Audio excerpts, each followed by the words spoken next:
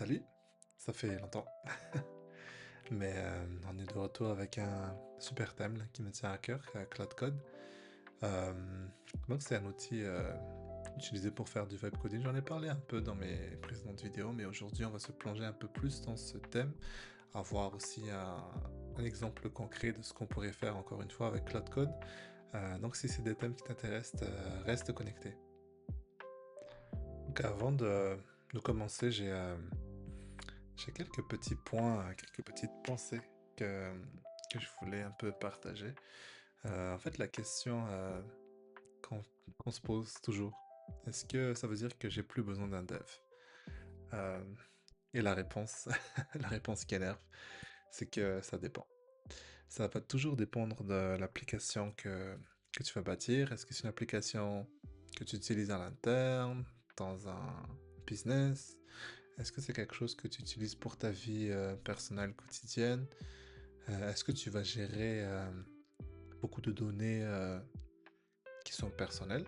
Donc il y a toujours ce ça dépend, mais moi comment je le vois, c'est que la barrière pour bâtir des applications commence à être rabaissée. Donc moi je vois bien dans le futur tout le monde qui pourrait juste bâtir rapidement une application vite fait dont il a besoin sur le moment, sur le coup, ou pour son business encore une fois.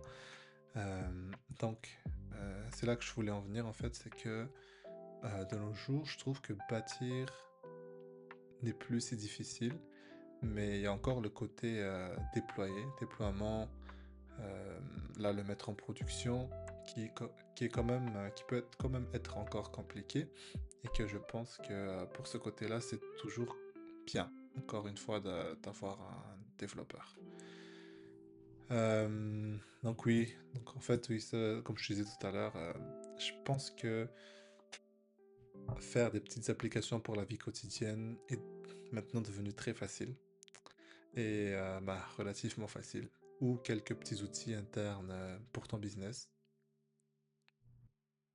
Donc pour illustrer un peu ma pensée, je voulais faire un petit schéma de comment je vois le développement d'un logiciel, en fait, une application. En fait, on commence par un requis.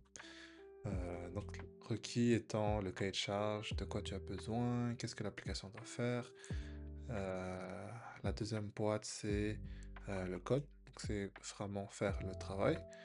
Euh, troisième boîte, pour moi, c'est le déploiement.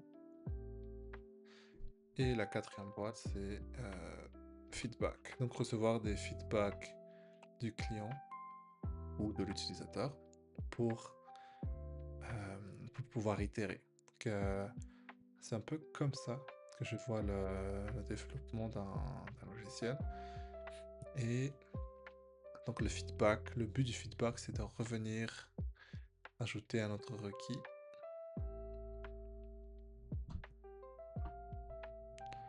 Je vais réussir à faire ma flèche, voilà. Donc c'est la boucle, c'est un peu la boucle d'un développement logiciel selon moi. Et maintenant, où est-ce que l'IA arrive en ce moment, c'est que la partie code ici, elle est devenue très beaucoup plus facile en fait. Parce que on peut maintenant déléguer la partie code à un agent IA qui fait du code. Donc ça augmente pas mal la vélocité à laquelle on peut itérer et avoir juste une application en fait. Et je trouve aussi que c'est cette partie ici, là, la partie du code, qui nécessitait beaucoup plus de côté, plus de technique. Il fallait savoir faire du code, savoir les langages de programmation. Il y a pas mal de techniques qu'il fallait maîtriser pour pouvoir être bon ici. Mais maintenant que l'IA quasiment peut le faire, le reste est beaucoup plus facile et accessible, je dirais, à tout le monde. Euh, donc c'est un peu mon point de vue en ce moment. Donc même la chose, ouais, la nouvelle chose qui arrive aussi, en fait, c'est que même le requis maintenant peut être couvert par l'IA. Le feedback aussi peut être couvert par l'IA. Et bientôt le déploiement. Donc Donc en fait, c'est la beauté de la chose et la beauté du monde de demain, le monde où on vit, c'est que vraiment bientôt tout pourra être automatisé, tout pourra être fait juste en décrivant ce qu'on veut. Euh, et en fait, pour ce faire, je voulais faire une petite démonstration en fait de concrètement qu'est-ce qu'on peut faire maintenant avec Cloud Code. Donc on va aller sur VS Code pour regarder la suite. Donc me voici sur VS Studio, Visual Studio. Et juste pour vous montrer, j'ai l'extension Cloud Code qui a été installée. Donc petite mise en situation, je suis en train d'apprendre à faire du piano. Euh, j'ai vu qu'il y a plusieurs applications qui permettent d'apprendre le piano, mais eh ben, il faut payer. Donc moi, ce que je voulais faire, c'est d'essayer de voir un peu si je pouvais me bâtir une application qui m'aiderait à apprendre le piano, tout simplement. Euh, donc, on va décrire ça à Cloud Code, puis on va voir ce qu'il va faire. Ok? Donc, on va commencer par, je voudrais créer une application web qui permettrait de visualiser et de pratiquer les accords sur un piano virtuel, tout simplement. Donc allons-y, c'est parti.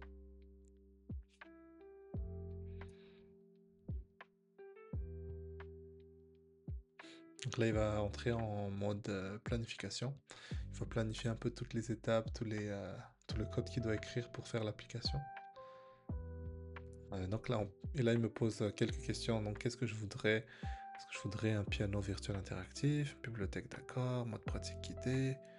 Je vais mettre piano virtuel interactif. Ok.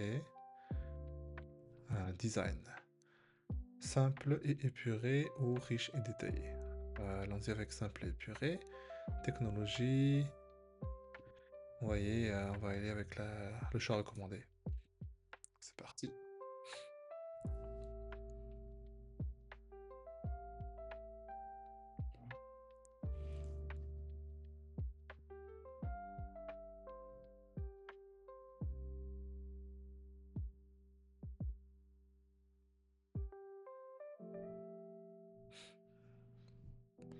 Donc là, il est en train de travailler.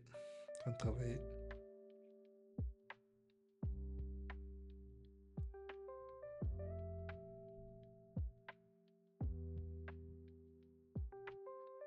Donc, il fait son petit travail, il fait son plan. Là, il montre le plan. Ben, il le fait en anglais, qui est pas grave. Donc une fois, tu peux regarder le plan qu'il fait, tu peux itérer, poser des questions, changer des choses. Mais une fois que c'est prêt, tu peux dire, ok, vas-y, tu peux bâtir. C'est ce qu'on va faire. Là, il va aller se faire un petit tout doux. Et il va aller bâtir notre application. Ok, donc là, il me dit, l'application est prête. Ouvre le fichier dans ton navigateur, aucun serveur nécessaire. Donc c'est un seul fichier. Ben, on va y aller, on va l'ouvrir. Petite pause de mi-vidéo. Donc je suis en train de lancer un nouveau programme pour les personnes qui voudraient déployer leur application, première application web codée.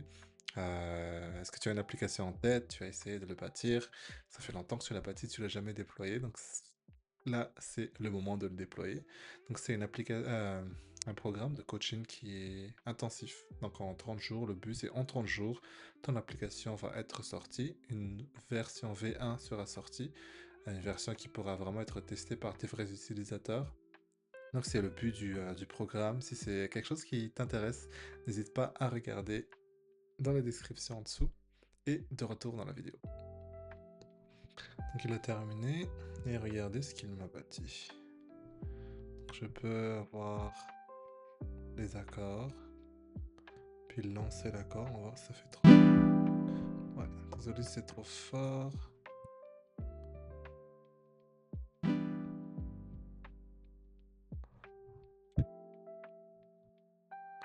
diminuer encore un peu.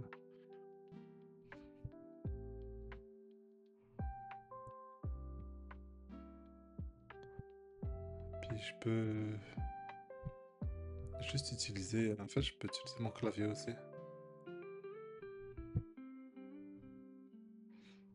Je peux utiliser mon clavier pour jouer, tout simplement.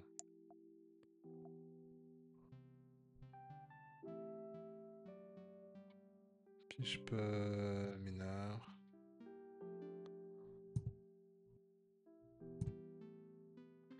Donc je vais déployer cette application pour vous montrer à quel point c'est facile.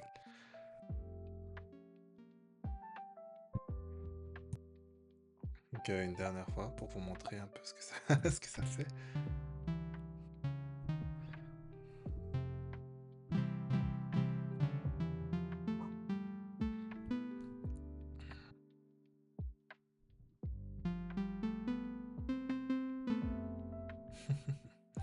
Ok, on va déployer maintenant. Ok, donc je viens de découvrir pour un fichier HTML TinyHost. On va juste uploader le fichier.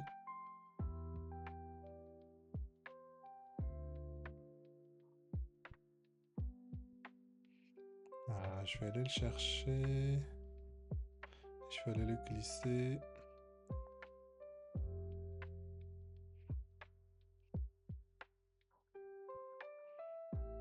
Ok, je l'ai glissé ici. Et c'est bon. Piano, nos codes. Avec Ellie. Puis je vais aller juste m'inscrire rapidement. Parfait. Donc maintenant j'ai le link. Donc piano, no code avec Ellie, Tiny Site. Regardez, cliquez dessus. Et voilà, mon application est prête. Donc je vais mettre le lien aussi en dessous. Mais voilà, je me suis bâti une application euh, tout simplement sur laquelle je peux pratiquer mes accords. Donc ouais, c'est pas merveilleux. Je vais faire plus de vidéos parce que j'ai pas mal appris Cloud Code, puis je voulais vous partager un peu toutes mes découvertes. Donc si c'est quelque chose qui t'intéresse, n'hésite pas à t'abonner à ma chaîne. À la prochaine. Ciao!